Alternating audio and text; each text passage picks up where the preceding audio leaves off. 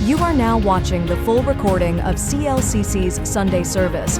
May the Word of God strengthen your faith and His presence bring peace to your soul. May dala po bang kagalakan ng bawat isa sa atin? Amen? Sa pagpupuri sa Panginoon? Amen? Yan, kung meron po ating pong itakita yan sa pamagitan ng pagsalon, pagpalakpak, pag-awit sa Panginoon. Amen po? Pakita natin sa Lord, sa Diyos, ang ating kagalakan sa mga oras na ito. Dahil today is the day that the Lord has made. We will rejoice and be glad in it. Amen?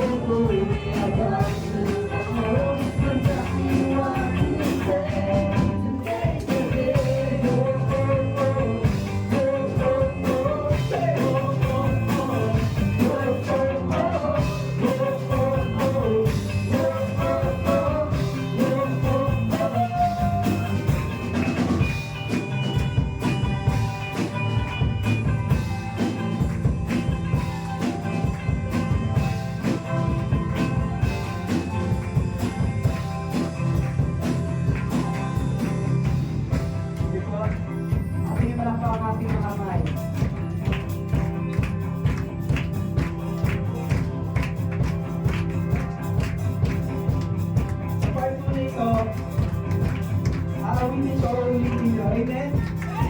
Sa inyo po yung na-upload sa noted parenthesis. Amen po? Hallelujah.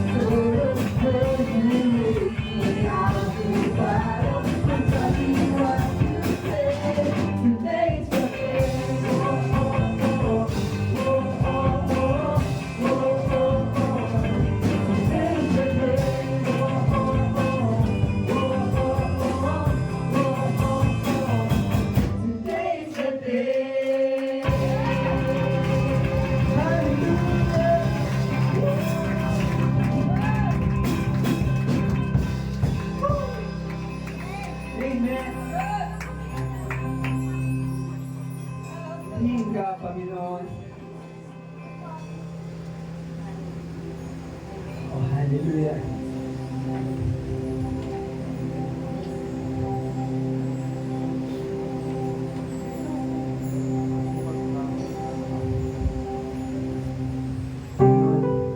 Alam po namin na hindi sapat, O Diyos. But with 1,000 hallelujahs, we sing this over and over again, Panginoon. Tanging sa ilangan, O Diyos, namin inaalay ang aming mga tinig, ang mga awiting ito, Panginoon.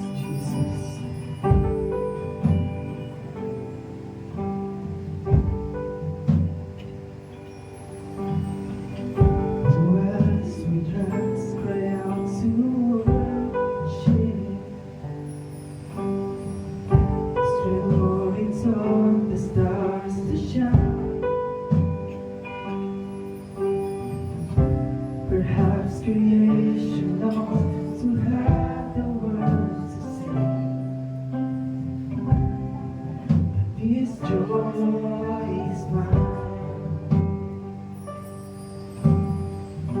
With 1,000 hallelujahs, we magnify your name.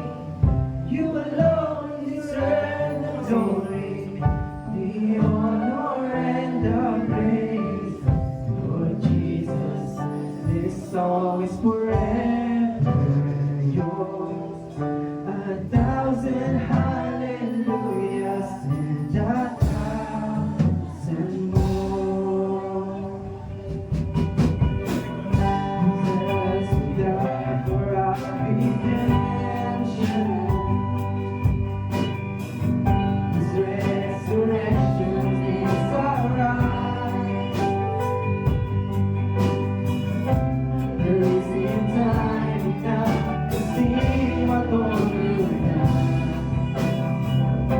But that happy day is over. Say, with 1,000 hallelujah, we magnify your name. You alone deserve the glory, the honor and the praise. Lord Jesus, this song is forever yours. 1,000 hallelujahs and 1,000 more.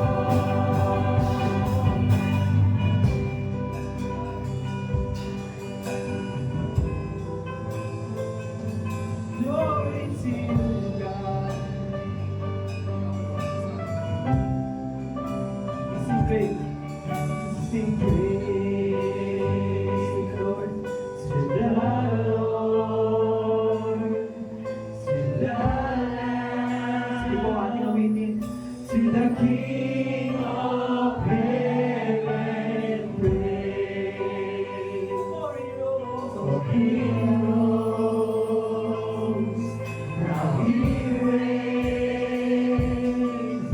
We'll sing forever.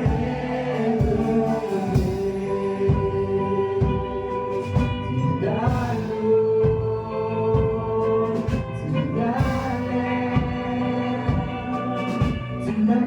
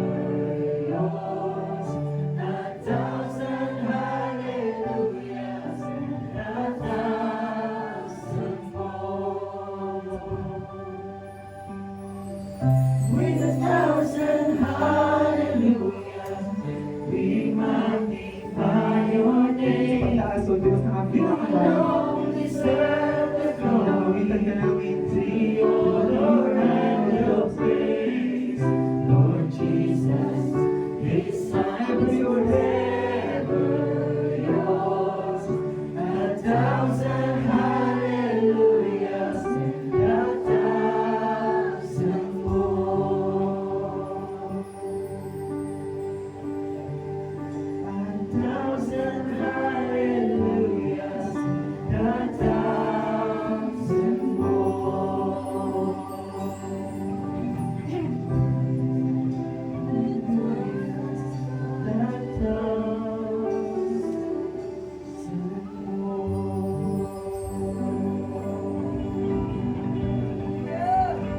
Ito ating palakpakan, ating Panginoon na buwan.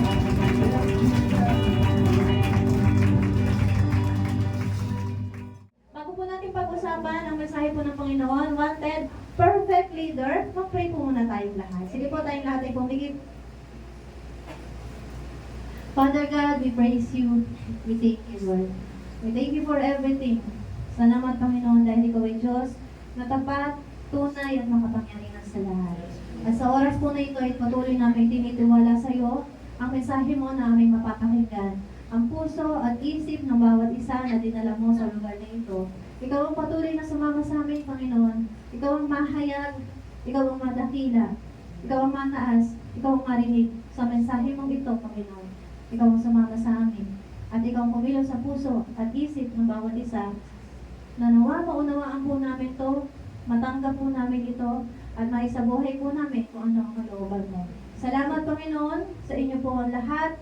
Mataas na papuri, pagsamba at pagdakila. In Jesus' mighty name, we pray. Amen. Amen. Ang sabi po ni Pablo, dito po sa unang Timoteo chapter 4 verse 12. Sabi po dyan, set an example for the believers in speech, in conduct, in love, in faith, and in purity. Nung si Timoteo po ay itinalaga ni Pablo na maging pastor, sinabi niya po yan kay Timoteo. Maging halimbawa ka sa mga kapatiran, sa salita, sa gawa, sa pag-ibig, sa pananampalataya, sa kalinisan o sa kabanalan. Amen po? Amen. As leader, we should set an example for all. Amen. So, ang sabi po sa atin dyan, ay bumana. Set an, wanted, perfect leader. Ano sabi niya? Nagulo ko yung ano. Ayan po yung madalas na nagiging problema po ng isang church. Kasi they are always looking for the perfect leader. The reason why is because, eto po, ang hanap nilang perfect leader ay someone who do not correct or rebuke, someone who do not care too much, someone who do not force decisions, someone who do not challenge comfort zones, someone who do not love enough to comfort. In short, someone who is nice, gentle, kind, and humble. Actually, itong nice, gentle, kind, and humble, lahat yung matatagpuan naman po natin kay Jesus at sa mga leader na meron tayo. But, meron nga po kasi kayo, yung marami na inaayawan sa isang leader. Yun ay kapag nag-correct, nag-review, nag-care masyado, nag-force kami ng decision na dapat ito yung gawin ninyo. At yun nga yung parang ilalabas namin kayo sa comfort zone. Ano po? At kino-correct. Yun nga. Love enough to confront. So, nakakalungkot po. Kasi para sa mga taong naghahanap ng perfect leader, dapat ang leader ay laging mabait, maunawain, mapagbigay in their own terms na lang. Ano po? But honestly, a leader can be really perfect, pero depende sa members. What I mean is, kahit gaano kaayos ang isang leader, kung hindi tama ang puso ng members, wala po talaga. At sa totoo lang po, naipakita na ni Jesus ang halimbawa na kahit perfecto ang leader, ay hindi ibig sabihin nun, magiging maayos din ang members. Sabi po dito, di ba, alam naman nating lahat to, sa mga nakakaalam sa hindi pa, ito po yun. Si Judas ay isa sa mga 12 disciples, main 12. And sabi dyan, Judas had the perfect leader, Judas had the best advisor, Judas had the pure leader, Judas had the best teacher, Judas had the best, perfect counselor. Kasama rin po dyan yung perfect pastor. Kasi po si Lord Jesus ay talaga ng pastor naman po sa maraming tao. Ang sabi dyan, but still, Judas failed. He failed. Sabi nga po, di ba? Ano ko dyan? He had the most perfect one. Pero bakit sa kabila ng lahat na pinagsamahan nila ng leader niya kasama ang ibang mga disciples, bakit nagawa pa rin niyang i-betray si Jesus? And meron pa isa, si Pedro. Kahit si Pedro, nagawa niyang itatwa si Jesus. Yung case ni Pedro, iba, yung case ni Judas, mas matindi. Kasi, binetray niya, pinapatay niya. Amen po ba? Ginano niya talaga, itinulak niya si Jesus. Yan nga po. Sabi, the problem is not the leadership or the church you go to. Hindi problema po kung sino yung leader mo. Hindi yung problema kung saang church ka na pumunta. Ang sabi po dyan, if your attitude or character doesn't change, or your heart doesn't transform, you will see your leader as your enemy. Doon sa original post po, ang sabi po dyan, you will never change. Ano po? Nakakalungkot. Kapag hindi talaga nabago ang attitude, yung character, yung puso, ay, ano po, makikita mo talaga ang iyong leader bilang kalaban. Sa original post po pala ang sabi ay, you will stay the same. Mananatili ka sa kung nasaan ka. Sabi na po, makikita mo bilang kaaway mo yung leader mo at kahit po sa actually kahit yung mga kapatiran mo kapag kinokorek ka na. Doon madalas. So sad to say, nagiging kalaban ang tingin nila sa leaders dahil ayaw nilang itinutuwid sila sa mali. Sa mali nilang nagagawa o ginagawa. Kapag nireview o hindi pinayagan, bawal leader, di mo na ako kasi ganito, may ganito kami project. Ganito. Ay hindi, dapat kailangan dumato ka dito. May mga times po kasi na mas mahalaga yung church Sunday kaysa sa project ko, no? Hindi yung may project naman talaga. Pero may chance, may mga situation naman kasi na pwedeng i-reschedule. Di ba po? Yung mga bagay na yun. Kasi nga, ang tinuturo natin ay put God first. Seek God first. Pero syempre, sa panahon po natin ngayon sa tutulong po, hindi na po kami nag-iipin. Sige! Wag na parang, sige! Ganun na po eh. Pero ito nga po, kapag na-review, hindi pinayagan, hindi nagsunod, ang gustong mangyari, galit na po agad sa leader. Masama na agad yung leader. Yan yung nakakalungkot. At ito po madalas sinahanap ng mga tao sa isang leader. Charisma without character. Popularity over purpose. Perfection in performance, not in heart. Leaders who never challenge us. Yan talaga yung marami gusto nila. Yung parang, masaya lang, ganyan, happy-happy, yung samahan ng miyembro sa leader. Pero lagi po nating tatandaan, Christian leadership begins with character, not in charisma, not in popularity, not in perfection, and so on. Kaya meron pong sinulat si Grandpa, Grandpa Chuck Swindoll. Grandpa kasi matanda na siya. Dali lang po. Si Grandpa Chuck Swindoll, sinulat niya po ito, nakapanahonan niya. Hindi ko alam kung buhay pa ba siya, pero alam ko matanda na yan. Sabi po niya, the foundation of ministry is character, not a professional skill. The nature of ministry is service, not being served. So, papasadahan lang po natin to. The motive for ministry is love. So, kung gusto mo pumasok sa ministry, dapat ang motibo mo ay dahil sa pag-ibig. Not money or power. Hindi para magkaroon ka ng power, ng authority, o magkaroon ng pera, dahil wala naman. Wala namang pera sa ministry. Si Lord talaga yung magbibigay. The measure of ministry is sacrifice. So, dapat really naman sacrifice talaga. Not success. No po? The authority of ministry is submission. Not pulling rank. Wala sa rank ko yan. The purpose of ministry is to glorify God, not to glorify ourselves. Amen? Malinaw po? Next po natin dyan, the tools of ministry are, so yung mga ginagamit po natin sa ministry, prayer and scriptures, not marketing handbooks. Wala tayong marketing handbooks. No? The privilege of ministry is growth, which may be in depth rather than in numbers. Dito po ako natingin kasi nasisilaw po ako dun sa ilaw. Next, the power of ministry is the Holy Spirit, not programs. Kahit ano pong mga gawin natin, kahit anong program pa yung mga activity, kung wala po ang Holy Spirit, hindi po yun nakakalugod sa Panginoon. At sabi nga po, the model for ministry is Jesus Christ, not a corporation or a man. Kahit ano pang galing ng leader o pastor natin, kung hindi naman si Kristo ang sinusunod niyan, kung hindi naman si Kristo ang tinutularan niya, hindi po tayong kikilalanin ni Jesus pagdating ng panahon. Sabi nga po ni Jesus, di ba? Tumawag man kayo sa akin ng Panginoon, ang sasabihin niya, hindi ko kayo nakikilala. Kasi hindi naman siya yung ginawang tularan, gayahan, idol. Diba dapat kasi nga ang idol lang natin, wala iba kundi si Jesus, si Lord lang po. Si Jesus lamang po dapat ang ating modelo sa lahat ng ating ginagawa at hindi kung sino-sino na dahil lang sila ay maraming followers, magaling sila magsalita, magaling sila nakapag-perform ng mga miracles, nakakapagpagaling ng mga may sakit, and so on, sila na agad ang gagayahin at gagawing modelo o hahangaan at magiging inspiration. So, hindi po ganon ang kalooban ng Panginoon. Ang sabi nga po ulit, the foundation of ministry is character, not a professional skill. So, pupunta ka sa ministry dahil sa character mo, at actually, binibase po namin yan, pagka nakita namin porsigido yung isang kabataan, gusto talagang mag-ministry, gusto talagang mag-involve, makikita naman po yung puso nila talaga.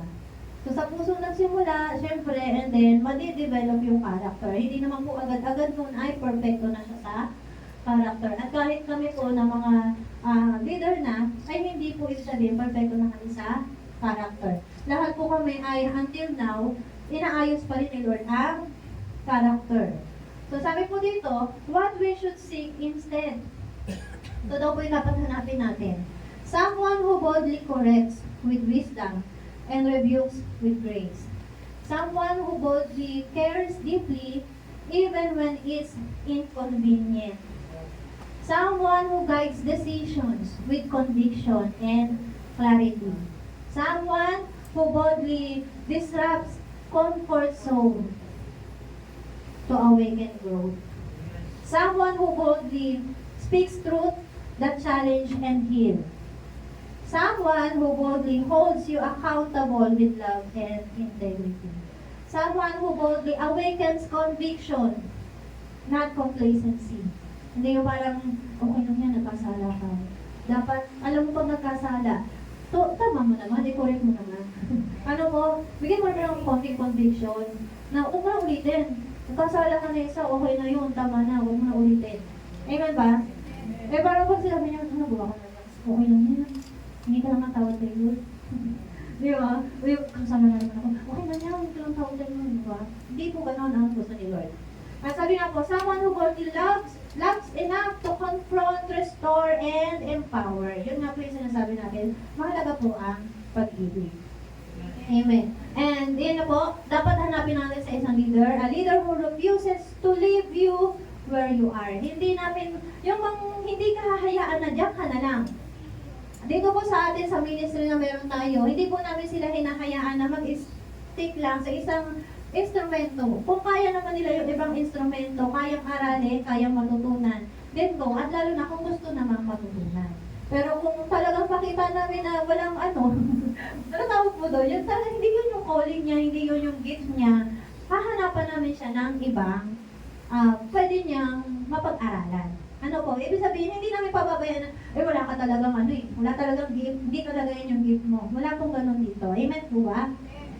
A leader who sees your potential, not just your present. And syempre, hindi naman porque sinabi mo, hindi ako talented, wala kami talent sa music, wala kami talent sa ganito, ay ibig sabihin, wala ka nang magagawa kay God. Amen po ba? Meron yan.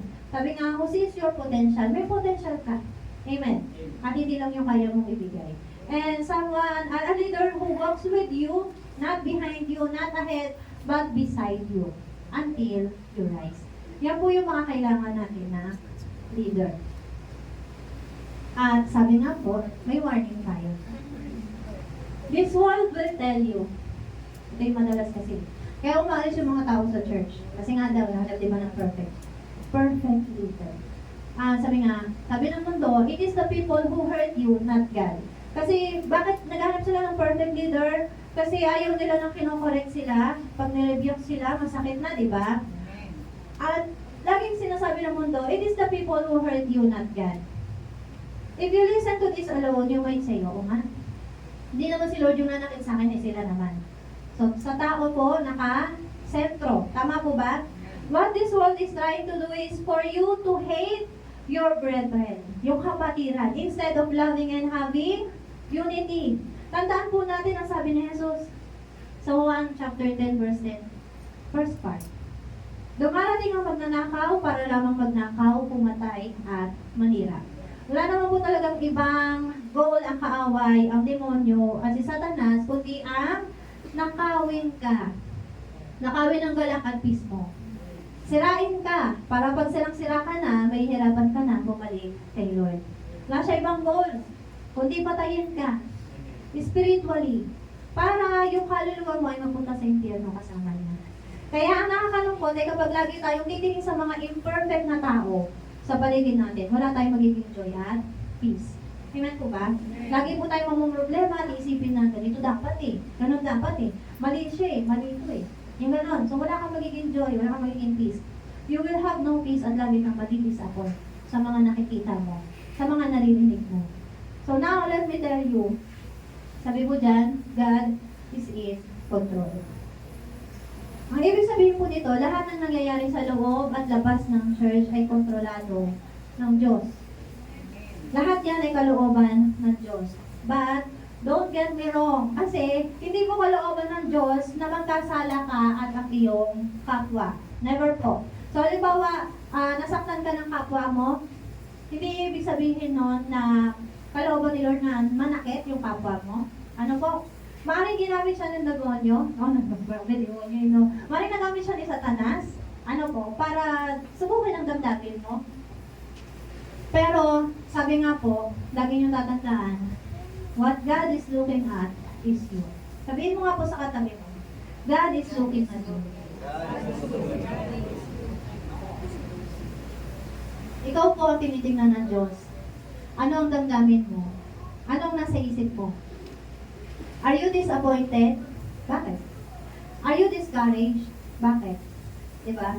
If you truly obey Jesus, susundin mo ang sinabi niyang love your neighbor at love your enemy. Saya, di ba? Sweet. Love your enemy. Pero ang nakakalungkot, kapag nasaktan ka, madalas, defense mode agad po ang tao. Tama? Wala na yung love. Puro hate na agad. Hate. Galit. Kasi yan, nasaktan sana po, pag naramdaman mo to, remember God. God is in control. Remember that God is looking at you. Remember Jesus. Dahil ang gusto po talaga ni Lord ay magkaroon tayo ng humble heart, saying, Lord, this is what I pray. Alam niyo po yung, kapag nagkaroon ka ng humble heart kasi talaga, every emotion na mararamdaman mo at bawat sitwasyon na pagdadaanan mo, lalapit mo kay Lord, ibibigay mo kay Lord. So, meron po tayong halimbawa dito. Halimbawa na, mababang puso panalangin. Kapag po tayo ay nasaktan ng ating kapwa, nagalit tayo. Ito po yung sabi niya, Lord, I want to be honest with you. I feel hurt. Hindi ko nagustuhan ang ginawa ko, sinabi niya. So, sabihin niya sa Panginoon, patawad po. I'm sorry that I'm feeling this. Aminin mo lang po talaga kayo. I'm sorry na nagagalit ako sa kanya. Please help me overcome this emotion. So, lagi po natin sasabihin kay Lord, Lord, let me overcome this emotion na nararamdaman ko. I'm giving it to you, and I will trust that you will help me forgive this person. Mahirap po to. Lalo pag galit ka. Ano pag sobrang sakit ng ginawa niya sa'yo. Pero pag ipinapray mo to, tapos umiiyak ka, na buong puso talaga sinasabi mo sa mga, Lord, please help me. Tutulungan ka ng Panginoon. At syempre, hindi naman agad-agad mawala yung galit. May series naman yan. Parang may moving on stage ka naman yun. Ano po? Pero kung lagi mo ipapanalangin sa Panginoon to, lalo na pag naramdaman mo galit ka na naman, pag-pray mo ulit to, Lord, please forgive me. Naramdaman ko to. Amen. At eto, huwag natin kang kalimutan. Yan, yung part na yan. If I am wrong, please forgive me. Let me understand and accept wholeheartedly. Kung ano man po ang itinuturo mo sa akin sa pangyayari dito. So whatever the situation is, lagi mong sabihin kay Lord na, paunawa mo po sa akin at nawa matutunan ko, tanggapin ng buong puso yung itinuturo mo sa akin sa sitwasyon na ito. Kasi sabi ko nga po, God is in control. Nakikita ng Diyos ang lahat ng nangyayari. Ang kailangan nga lang po, maunawaan natin na lahat yan ay kalooban ng Panginoon. Kasi ang tinitingnan ni Lord, ikaw. Ano yung puso mo, ano yung damdamin mo, ano yung kaisipan mo. Kung ang naging damdamin mo ay puro galit at nakalimutan mo na si Lord, nang kontrolado naman ni Lord ang lahat, ay syempre, hindi magiging kalooban ni Lord ang damdamin mo. Amen po? So, lagi po natin ipapanalangin kasi baka mamaya ikaw naman pala yung may mali. Diba? Baka ang akala mo tama ka pero mali ka pala. So, ask God. Pray to God. Kasi nga si Lord lang ang nakakakita ng lahat ng bagay. Amen po? Sabi nga, hindi sa lahat ng pagkakataon ay tayo ang tama. Amen? Baka mamaya, kaya pala gano'n ang ginawa nila ay dahil may nagawa ka rin na hindi maganda o nasabi ka na hindi tama sa kanila, kaya hindi nila nagawa, kaya nila nagawa. At nasabi ang mga bagay na nakasakit sa iyo. So, hindi natin alam, kaya dapat ay ipagkatiwala natin sa Panginoon. Maraming behind the scenes na hindi naman talaga natin malalaman and only God knows. Amen? Kaya we should always seek God and ask God for guidance. Amen? Hindi dapat palaging galit agad. Galit agad eh. React agad. We should have the heart that understands and forgive. Amen? At ito pa nga po, it doesn't matter kung sincere ba yung tao o hindi. It doesn't matter kung humingi ba ng tawad yung tao o hindi. Ang mahalaga, alam mo that God is in control. You give it to God and you live in peace. Amen? It's not just for our peace of mind, nor the peace of heart, but it's also for our salvation. Mahalaga po ang kaligtasan ng bawat isa sa atin. Amen? Lahat po tayo ang gusto natin ay maligtas. At sabi nga po, walang makakapasok sa kaharian ng Diyos na may galit sa puso. Lalo na kung may kasalanan kang iniingatan. Kaya ka pala ikinurek, kaya ka pala pinagsabihan kasi may kasalanan kang itinatago. So magagalit ka sa leader mo. So hindi po tama yun. Amen? Sabi mo dito, we are seeking for the perfect leader. So dahil nahanap natin ang perfect leader, so tingnan natin si Jesus. Paano ba siya naging leader? Sabi po dito, Christ-led leadership. Jesus led with compassion. Jesus corrected with courage and publicly. He rebuked hypocrisy. Ilan lang po ito, pero let's see kung gaano ba ka-perfect na leader si Jesus. In speech, in conduct, in love, in faith, and in purity. Yun po yung sinabi sa atin kanina. Set an example.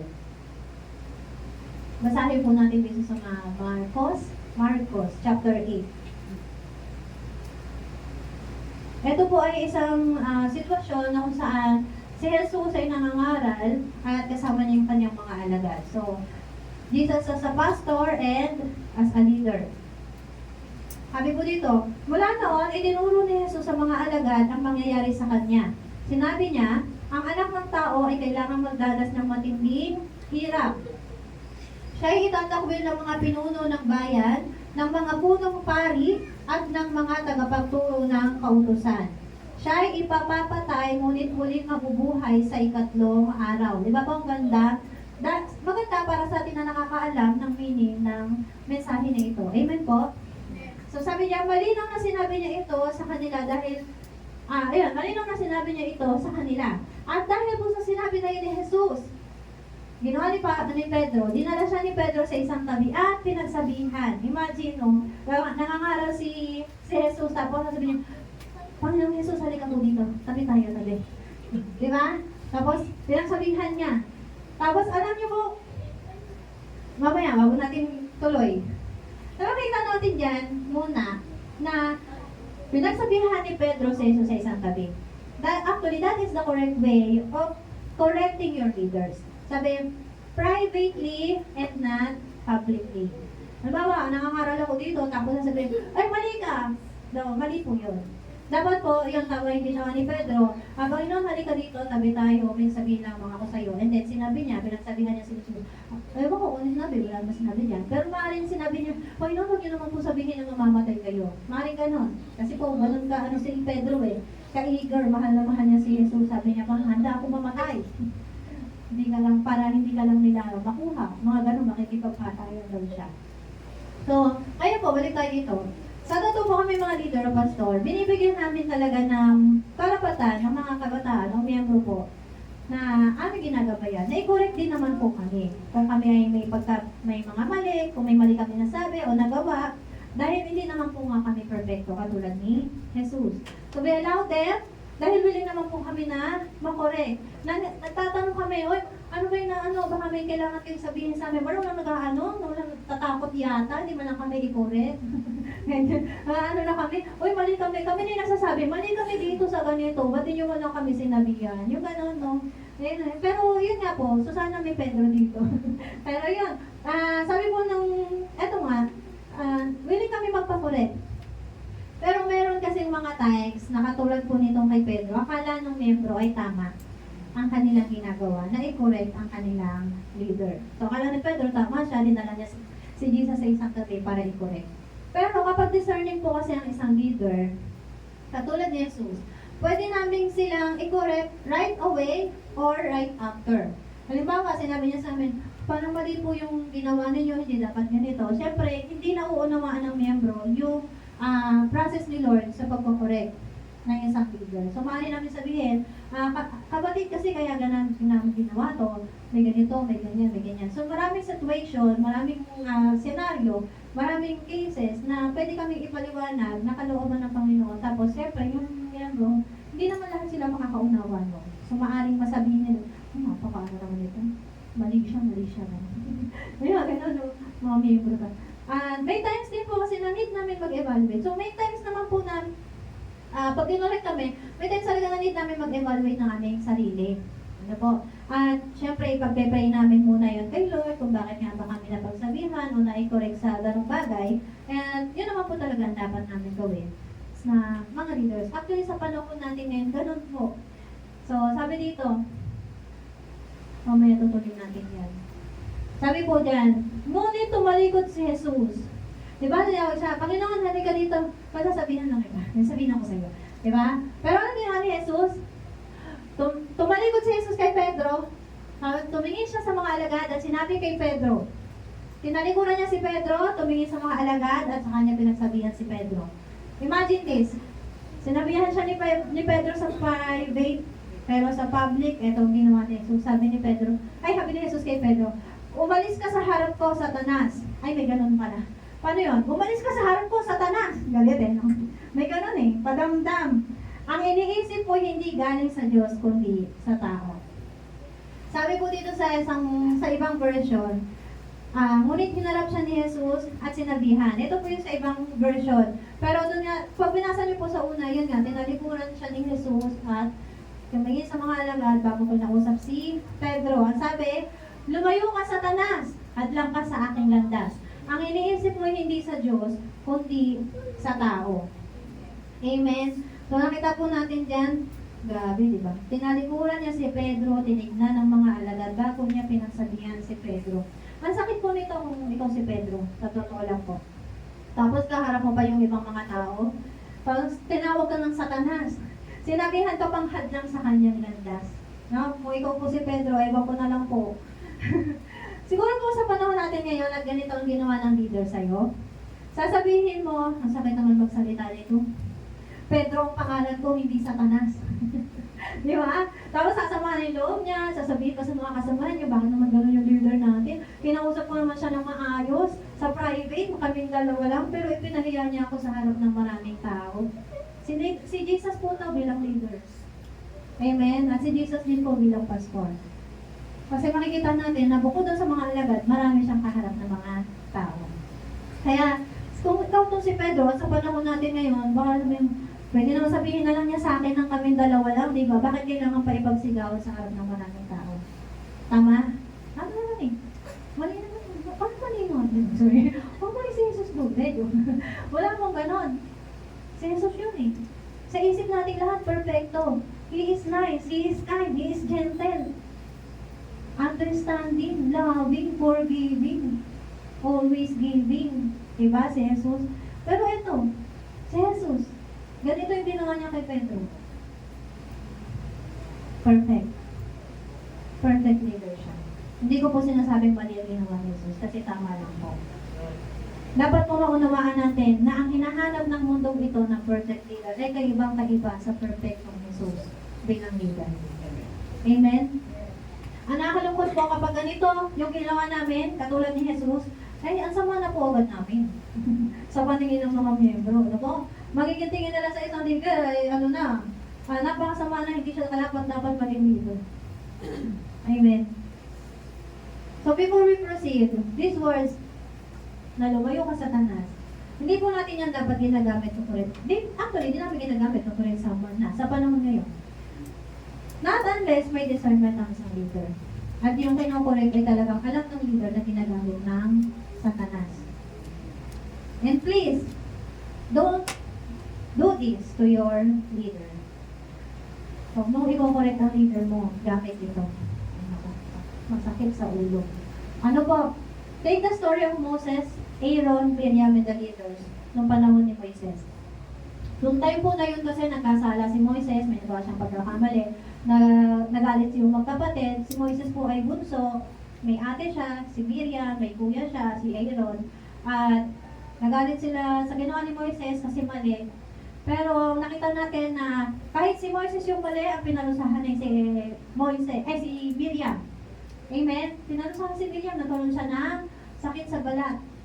At 7 araw ata yun na kailangan niyang isolate para bumalik at pagsisihan yung kanyang nagawang pagre-rebelde. Ano po? At yung mga leaders, meron kasing itinalaga na leaders, si Moises. So, si Moises ang leader, nagtalaga ng leaders para sa mga nasasakupan. So, yung mga leaders na yon, nagreklamo din. Sabi nila, bakit? Si Moises lang ba kinakausap ni Lord? Tayo din naman Amen po ba?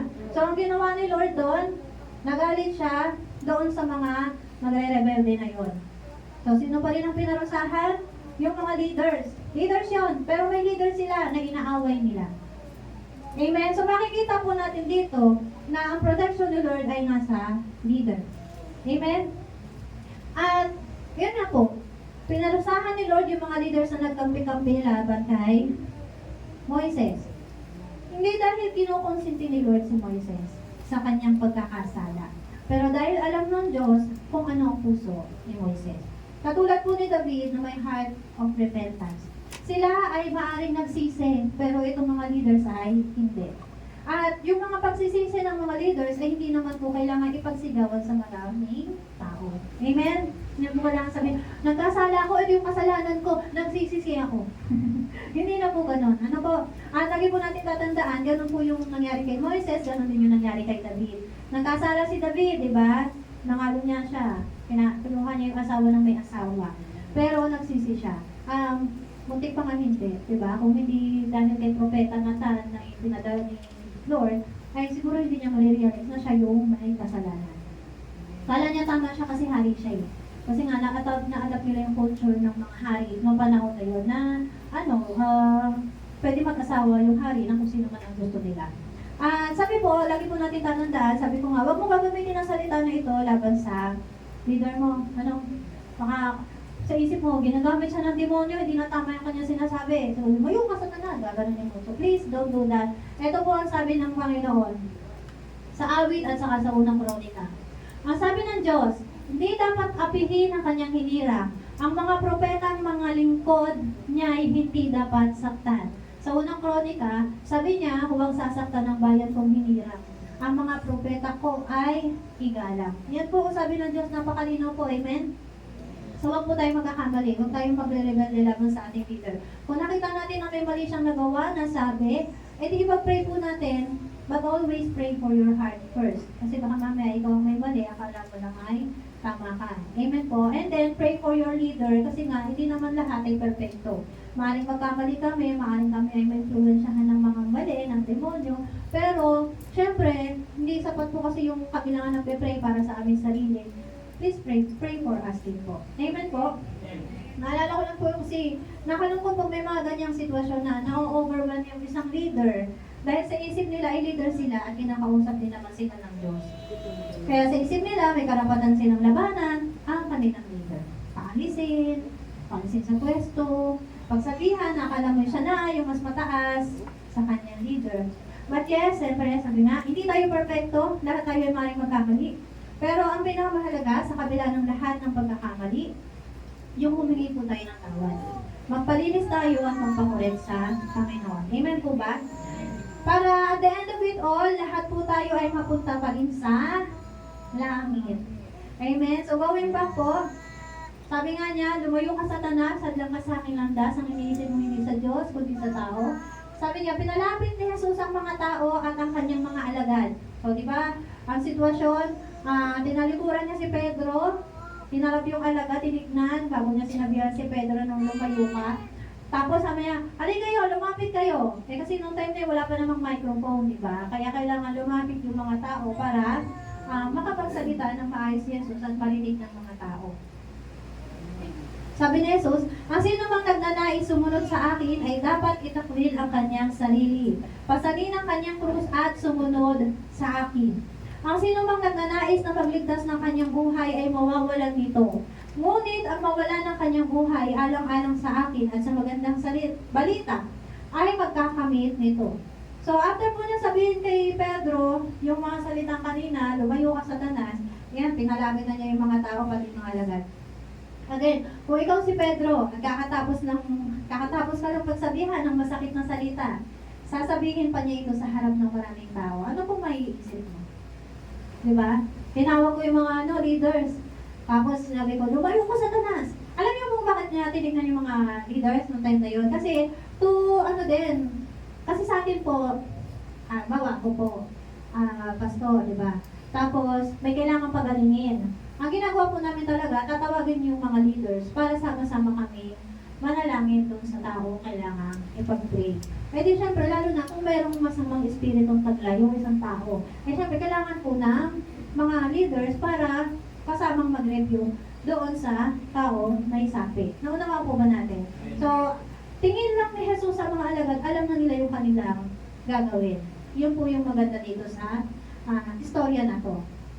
At yun nga, so, sabi nga natin, kung sa panahon natin na ito ngayon, gano'n ang ginawa, siguro sa isip ng tao na to, ni Pedro na lang din ipanalangin, na ipangalan natin. Sumusobra na itong leader na to. Ano ang akala niya sa akin? Hindi ko ba siya sinusunod ng tapat? Diba? Kasi sabi, ang sino mo nagnanais sumunod sa akin, dapat itakwil niya ang kanyang sarili. Pasanin ang kanyang krus at sumunod sa akin. Ang sabi kasi po sa sitwasyon ni Pedro dito, mangingisda siya. At syempre, kailangan siya ng kanyang pamilya para may makain sila. Tama po. Pero, during the mission ni Jesus, kasama silang mga alagad, kung saan-saan po sila napupunta. So, kapag ganun po yung ministry na missionary, ang tawag po natin, kailangan mo talagang bitawan ang trabaho mo at iwan ang iyong pamilya. Sabi nga, itakwil ang kanyang sarili. So, imagine that. Tapos, ganun yung ginawa ni Pedro, iniwan niya yung lahat. Trabaho niya, ang kanyang pamilya, at sumunod siya kay Jesus. Tapos ganun ang sasabihin. Siguro sa isip ni Pedro, makasarili siya sa paningin ng leader niya. Ang tinutukoy pa natin dito, yung panahon na natin ngayon na nangyayari. Ganito ang leader mo ngayon. Sabihin natin ganyan, no? Pag ganyan po, makawala na talagang manila sa church. Amen? Kadalasan po kasi, balat sibuyas na. Konting review, kasama na po agad ang leader. Pag itinuwid kasi may maling nagawa, o lumabag sa rules, o naglihim, o nagsinungaling, o nabuking, pag-uusapan na po yung mga leader, pag-uusapan na ang leader. Kalaban na po agad ang leader, at hindi na karapat dapat maging leader. Hindi yan dapat maging leader. Mali siya, no? Kung si Jesus po nung nandito. Mali siya, hindi ganyan dapat ang leader.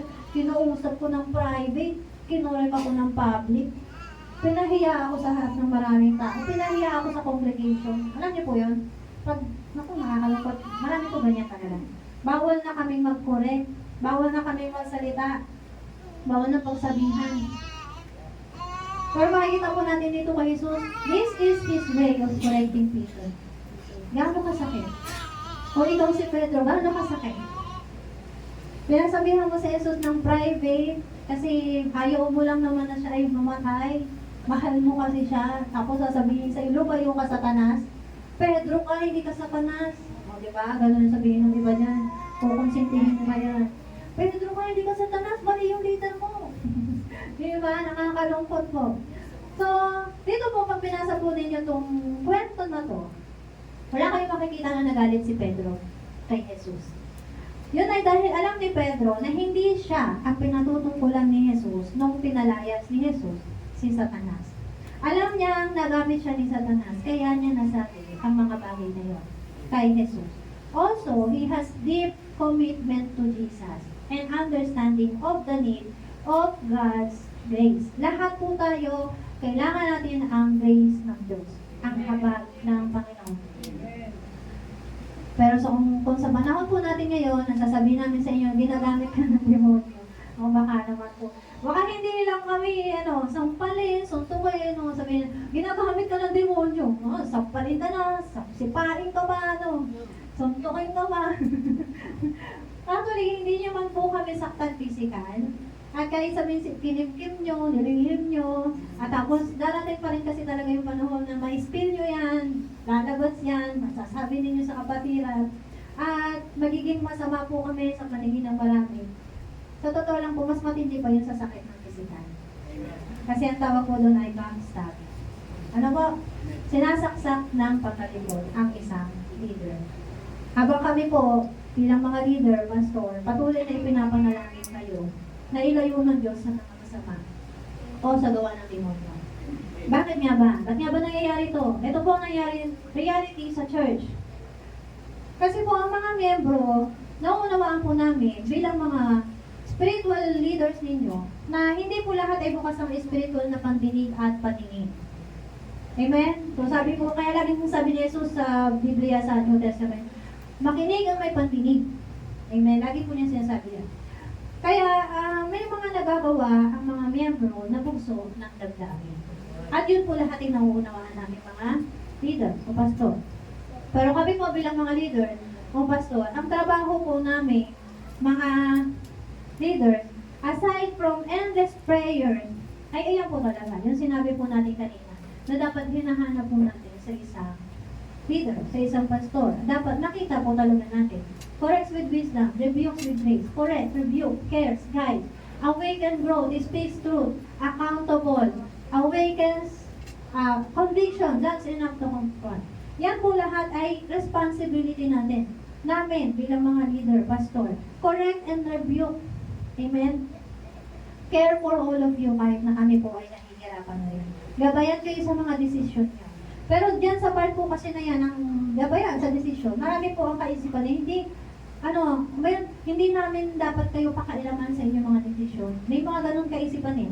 Marami po yung mga hihingi ng payo, tapos pag pinayuhan, at hindi nila narinig yung kanilang gustong marinig, masama na talaga po kami.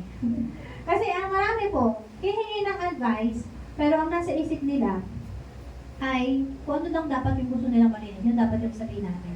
So hindi po paghingi ng advice yun. Nanghihingi lang sila ng confirmation. Paano paghingi ng confirmation? Sana ganito yung sabihin ng leader ko. Kung tama yung decision ko, ganito dapat sasabihin niya. Paano pagka sinabi ni leader, mali yung decision mo, ganito, ganyan. Jadi syempre, paano naging mali yung decision ko?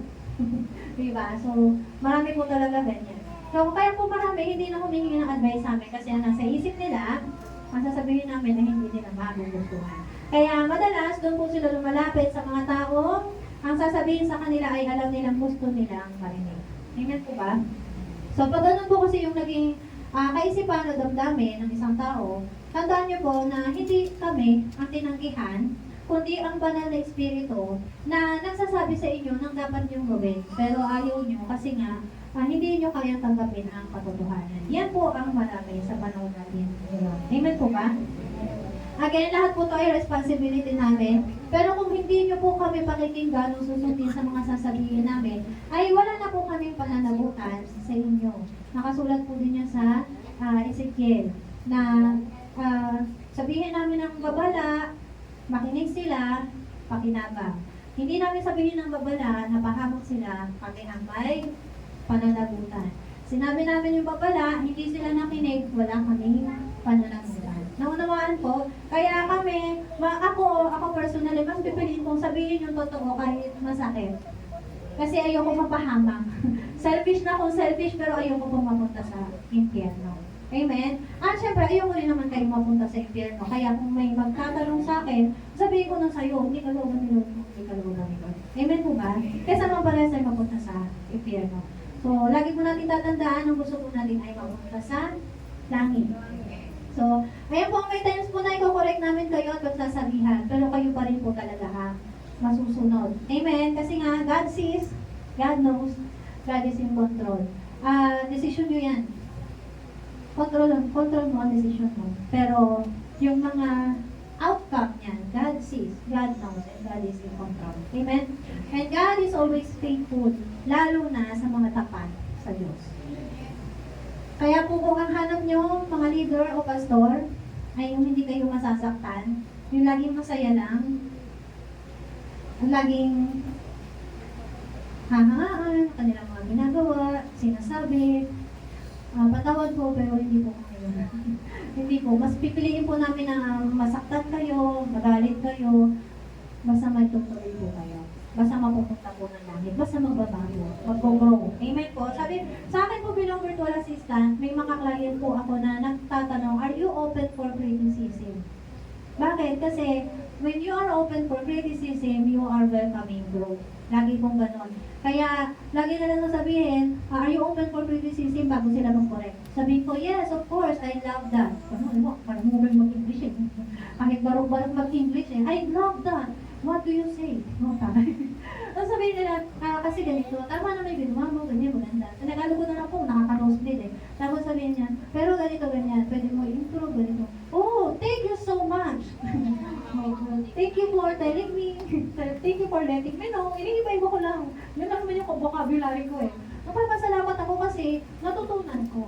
May mga bagay kasi na, nung gumawa ako ng website, pangit yung website ko dati eh. Pero sinabi niya, gamin mo to, ganito yung ilagay mo, ganito yung, sabi ko, ay, yung ganda ng website ko. Kasi tinuruan ako, kasi ginabayan ako. Hindi dahil, siguro pinaghirapan ko yung website ko, tapos sasabihin niya, pangit. Okay. Kung hindi ako open for, bro. Pero salamat sa Panginoon dahil tinuro niya sa akin na dapat tingnan natin yung criticism, yung correction sa positive way, hindi sa negative. Always, criticism and rebuke and correction ay para sa growth po natin, para maitama tayo, para mas lalo tayong lumago, para mas lalo tayong lumalim. Amen po? At yun nga po, ayaw nating lahat na magpunta sa impyerno, kaya dapat tanggapin natin lahat ng pain, lahat ng sakit. Amen. Sabi po ng Panginoon sa Mateo, ito naman po ay patungkol sa mga tagapagturo ng kautusan at mga Pariseyo. Sabi po diyan, kahabag-habag kayo mga tagapagturo ng kautusan at mga Pariseyo, mga mapagkunwari. Ito po ay again sa harap ng maraming tao. Amen? So Jesus as a pastor, nangangaral siya sa harap ng maraming tao. Sabi ni Jesus, hinahadlangan ninyo ang mga tao upang hindi sila makapasok sa kaharian ng langit. Hindi na nga kayo pumapasok, hinahadlangan pa ninyo ang mga nais pumasok. Hindi ko kayang yung damdamin ni Jesus niyan eh.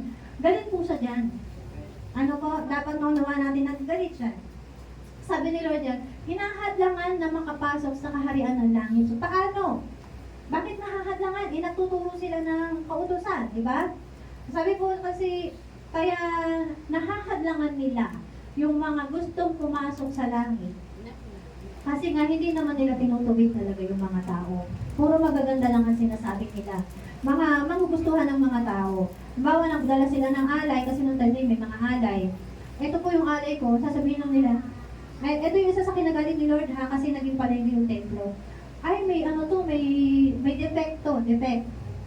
Konting batik. Halos hindi mo naman makita. May batik to. Huwag mo na itong ialay. Bumili ka doon. Sa labas ng templo. At ibigay mo sa akin yung mabili mo at patatawarin ka sa iyong kasalanan. Naunawaan po ba natin? So, ganyan yung mga Pariseo ng time na yan. Ginawa na ang market, place, yung templo, sinungaling pa sa mga tao. Yung tao na nagdala ng alay, wala naman siya ibang gusto kundi patawarin siya ng Panginoon sa kanyang nagawang kasalanan. At yung time na yun po talaga, ang mga kasalanan ng tao ay yung alay ay nakadepende po sa kung ano yung kasalanan nila. Amen po? So again, public po yan sa harap ng maraming tao. At sabi pa nga ni Jesus dyan, kahabang-habang kayo mga tagapagturo ng kautusan at mga Pariseo, mga mapagkunwari, ang katulad ninyo ay mga libingang pinaputi, magaganda sa labas, ngunit ang loob ay bulong at puno ng kalansay. Ganyan kayo. Sa paningin ng tao ay mabubuti, ngunit ang totoo ay punong-puno kayo ng pagkukunwari at kasamaan. So, alimbawa lamang po ito, na meron talagang mga tagapagturo ng kautusan na mapagkunwari. At sa paningin ng tao ay mabubuti. Amen? So, kung babasahin niyo po yung aklat na yan ng Mateo chapter 23, buong chapter po yan ay patungkol sa mga Pariseo at tagapagturo ng kautusan. Maraming beses po niyang sinabing, kahabag-habag kayo, mga mapagkunwari. Maraming beses po yan. So, imagine, harap ng maraming tao. Eh, sa time na yan, iginagalang po yung mga Pariseo at tagapagturo ng kautusan. Pero, tinarget ni Jesus, kung ganyan po kami, Humawa kami dito, pastor. Mangangaral kami. At sasabihin namin, ito mga pastor na to, ito mga tagapagturo na ito. Mali yung tinuturo nila. Ito mga nagtuturo na sumapakay sa ganito, sumapakay sa ganyan, di ba? Alam naman po natin kung ano-ano yung mga reliyon na obvious naman na mali sa Biblia. Kung gano'n po siguro yung ginawa namin na tinarget yun. Katulad ni Jesus, amen? Again, pinahanap po natin, tinitingnan po natin ay perfect leader. Siguro po, wala na kami dito. Nagulat na lang kayo kung hindi kami dito po. Napatumba na kami. Amen ba?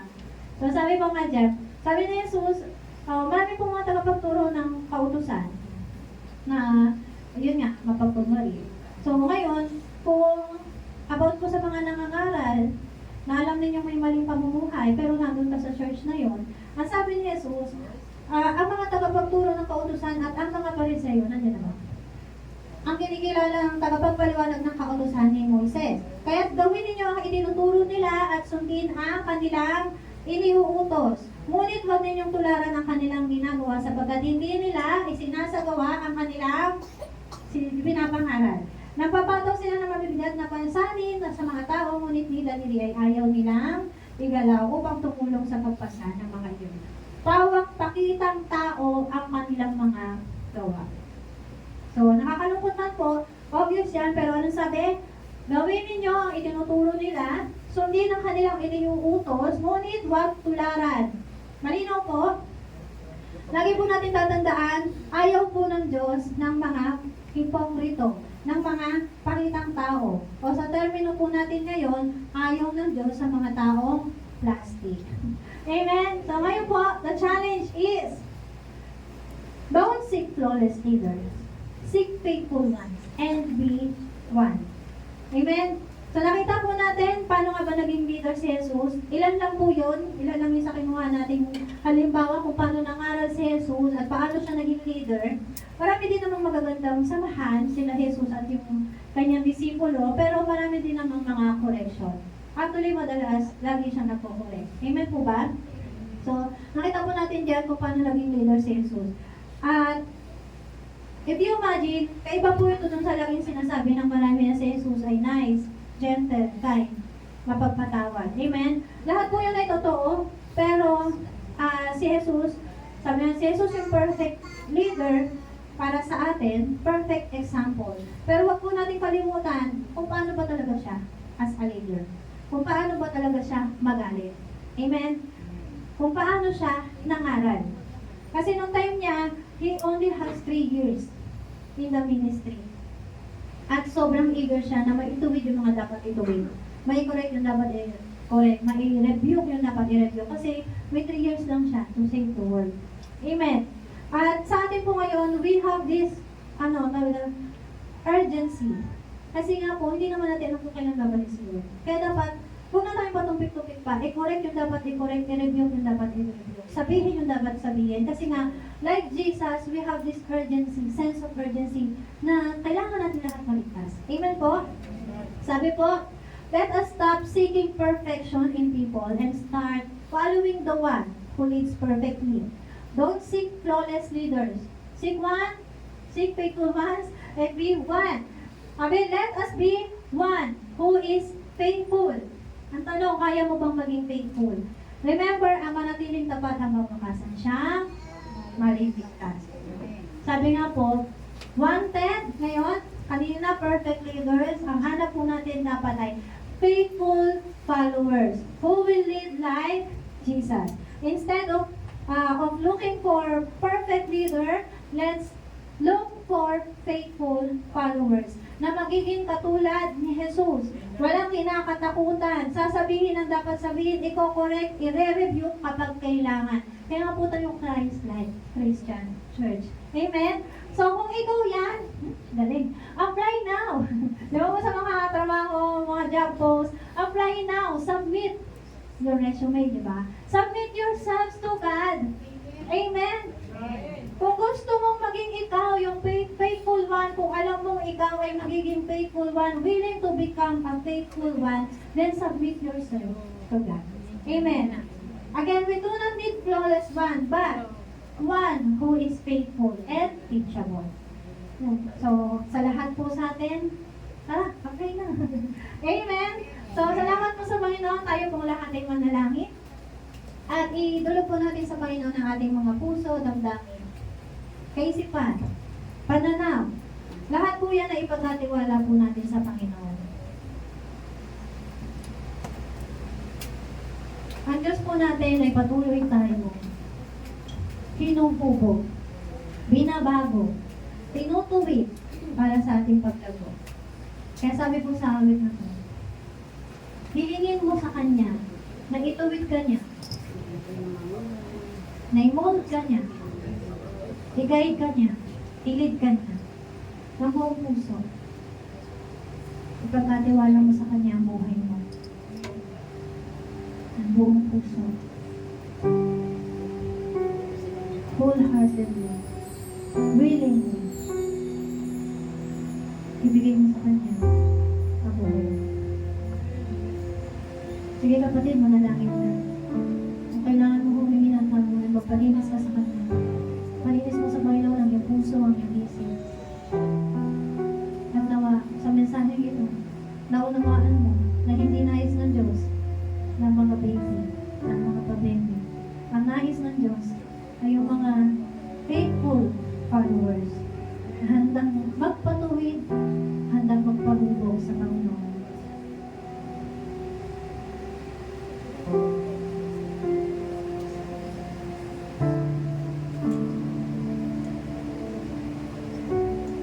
Beautiful Lord, wonderful Savior, I know for sure all of my days are held in your hand, counted into your perfect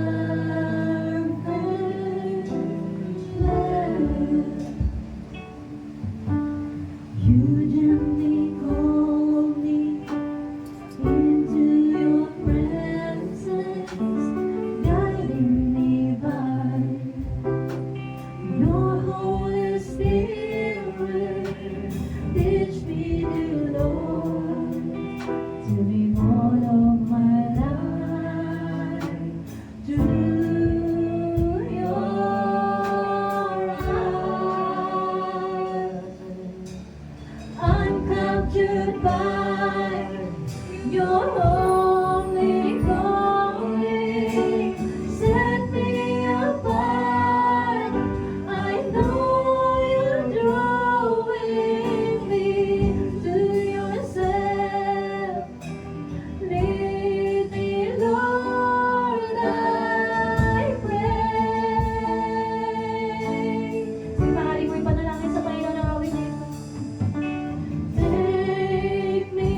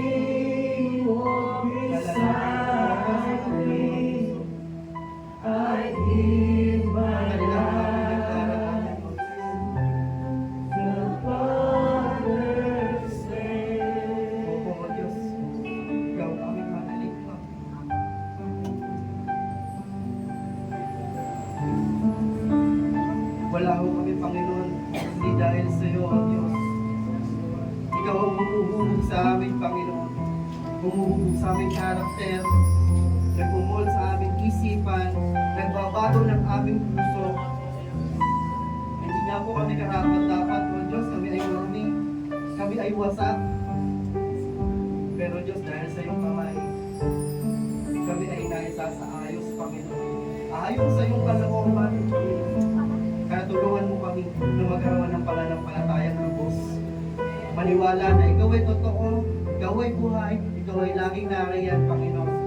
Upang kami ay kaagapayan, upang kami ay tulungan, upang kami, Panginoon, ay samahan sa kami magpunta, ano man ang aming gagawin, ano man ang aming mga desisyon, ano man ang aming mga plano sa buhay, Lord. Control us. Control us, Panginoon. Tinitiwala ko po sa iyo ang aming mga napakinggan, Panginoon. Ang mga salita mo, O Diyos. Tinitiwala ko din po sa iyo ang mga anak mo na handang sumunod sa iyo. Mangyari ang kalooban mo sa buhay ng bawat isa po sa amin. Magpagaling ka ng may sakit. Magbigay ka ng mga oportunidad sa mga humahan ng trabaho. Magpalago ka ng mga business. Mag-ayos ka ng pamilya, Panginoon. Dahil hindi naman po namin kaya, tulungan mo lamang po kami, Panginoon. Sa iyo po mapuri, pasasalamat, pagdakilang po ang ating mapasamin, Panginoon, ng kapayapaan, ng pag-ibig, bunga ng pananampalataya, Panginoon, at ang kapayapaan sa aming puso. Sa pangalan ni Jesus, ang lahat ng mga anak ng Diyos, sa biglang malakas. Amen.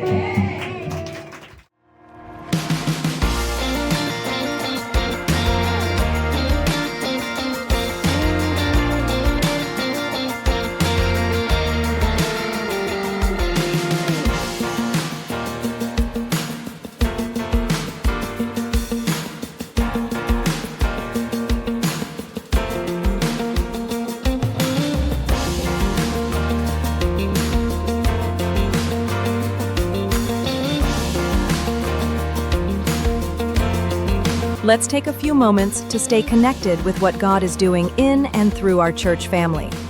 Please tune in to these important announcements, opportunities to grow, serve, and fellowship together. Join us for morning devotion every Monday to Saturday from 5 a.m. to 7 a.m. live on our CLCC Facebook group. Come early, come expectant, and begin your day with the Word, worship, and a fresh encounter with the Lord. Let's grow together in faith, one morning at a time. We also invite you to a special time of seeking God together. Join us every Friday night from 7 p.m. to 8:30 p.m. for our prayer and Thanksgiving gathering. It's a sacred space to pour out our hearts, lift up our needs, and give thanks for all He has done. Come expectant, breakthrough happens when we pray. And for our young champions, don't forget Amazing Kids, happening every Saturday from 9 a.m. to 11 a.m. right here at CLCC. It's a fun, faith-filled time designed especially for children ages 6 to 12, with Bible stories, songs, games, and lessons that build strong foundations in Christ. Your kids will love it. We'd love to see you again next Sunday. Join us for our Sunday services here at CLCC. We have 2 worship services every week. First service starts at 8 a.m. and second service at 10 a.m. Come early, come expectant, and bring someone with you. There's always a seat for you in God's house.